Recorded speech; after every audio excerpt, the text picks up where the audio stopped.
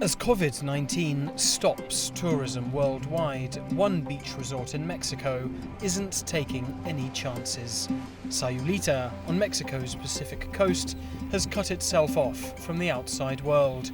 Only locals are allowed in, and if tourists leave, they can't come back. It's a siege mentality that the locals believe will keep them safe. Diciéndonos, esta persona no es de aquí, la vemos que trae sus maletas a quererse quedar. Si las personas vienen a vacacionar, la orden es no pueden entrar aquí a las playas. ¿Por qué? Porque como les comento, se están protegiendo ellos mismos, la misma ciudadanía se está protegiendo su gente. Yet this isn't official policy. Mexico's federal authorities have warned the public against non-essential travel, but for the locals here, that wasn't good enough. A group of locals now guard the town's entrance, turning away anyone without a good reason to come in. Sayulita is fighting a siege against COVID-19. Such conflicts in the medieval ages saw communities defend their stronghold against attacking outsiders. Sieges were won or lost on that stronghold's ability to survive in isolation, and a town whose economy depends entirely on visitors must now ban them.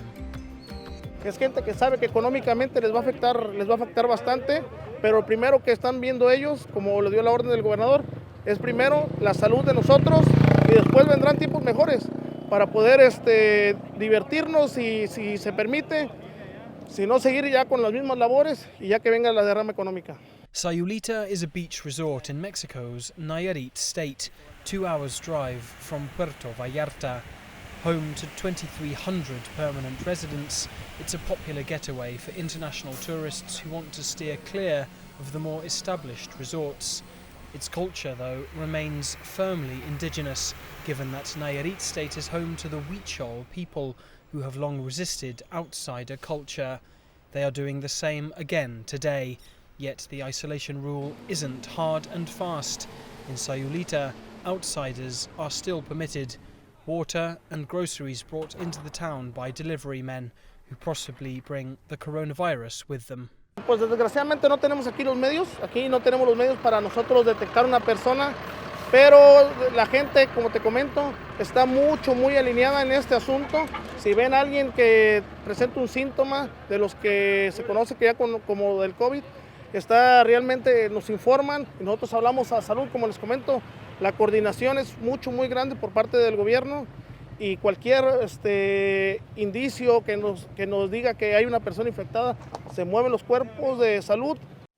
And for the locals, that suits them just fine. A mí me preocupa si realmente digan que llegara, es que llegue la gente de otros lados, de otros estados, otros países, pero ahorita hay mucho control. No dejan pasar ni autobuses, ni carros extranjeros, nada de solamente la gente local y los proveedores.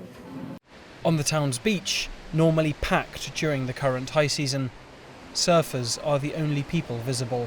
It's a nice atmosphere for a stroll on the sands for Carol Ochoa and her husband.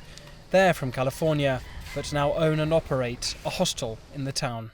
You know, it's hard because people here want to go to vacations and stuff like that. If they can't do with those rules, well then either they're going to have to find other boarding. Yeah, we have to do our part. Everybody has to do their part. But when it comes to Mexican culture, she says it's not like other countries. While societies in China and Europe may take stay-at-home orders more seriously, in Latin America that can be challenging. I think it's something cultural, honestly. The government has also that clash that even if they tell you have to do this, culture-wise, people will not, it's not part of the culture to do exactly what the government is told. However, while new tourists may not be allowed to enter, there are many who were here before the lockout began. And for those who now find themselves on the other side of the barriers, Sayulita's siege mentality is making it an attractive place to be. Well, I think it's great. They have a roadblock up here. Yeah, I think that's fantastic. Why? Because I don't think we have any sickness here right now. And keeping tourists and strangers out makes sense. I hear they're closing down the bars too. I don't know how well that'll work. Back at Tortuga Hostel, Carol's business, a number of international visitors are finding the measures hard. I did try and leave today to go on a hike, but they sort of told us that, if we left, we couldn't come back. So we just had to go to a different beach and find something else to do. I watched it, go from crazy busy to this decline, and now it's just almost a ghost town, yeah. However, for those still here, they're hoping the beach bubble doesn't burst. I mean, there's been no shortage of toilet paper, there's no kind of pandemic scare here. It's just a little bit more, of a chilled approach towards it. So personally, I think I would rather be here right now. Safe place is where you are at right now, and that's the place you're supposed to be protecting. And that's how this whole pandemic is going to go away, or at least until we find other measures of security. That's key. I think that's key.